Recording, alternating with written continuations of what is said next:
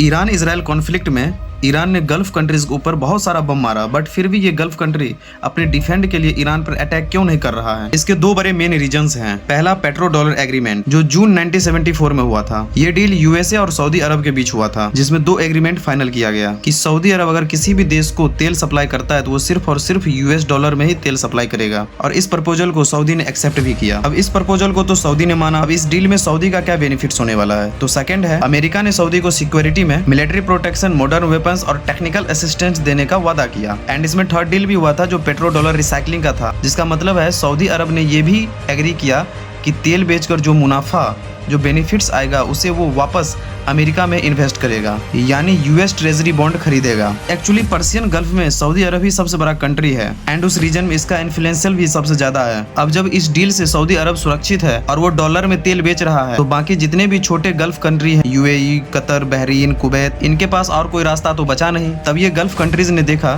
कि ये डील उनके लिए भी फायदेमंद हो सकता है। फिर इस फायदे को देखते हुए सारी गल्फ कंट्री अमेरिका के साथ मिलकर अलग अलग एग्रीमेंट साइन किया। फिर इस डील ने अमेरिका को पूरे गल्फ रीजन का प्रोटेक्टर बना दिया।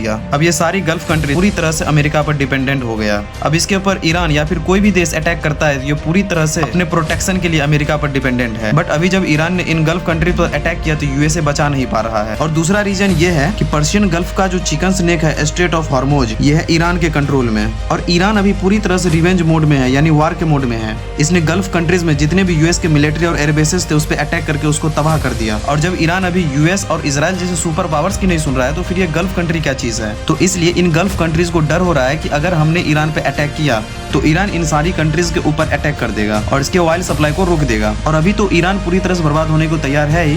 अब अगर गल्फ कंट्रीज ने ईरान को उंगली किया तो ये स्ट्रेट ऑफ हॉर्मुज को पूरी तरह से क्लोज कर देगा। तो इसलिए गल्फ कंट्री अपने प्रोटेक्शन में ईरान के ऊपर अटैक नहीं कर रहा है, और ये यूएसए जो गल्फ रीजन का प्रोटेक्टर बना हुआ है वो भी इसके रिटेलिएट में कुछ नहीं कर पा रहा है। और अब ये बेचारे बेसहाय होकर, लाचार होकर इसकी तरफ देख रहे हैं कि भैया आ जाओ, बचा लो हमें, ईरान तो बहुत मार रहा है। और यूएसए वाले भैया एप्स्टीन फाइल को दबाने की फिराक में है। That's reason. नेक्स्ट वीडियो के लिए फॉलो कर लेना। Thank you.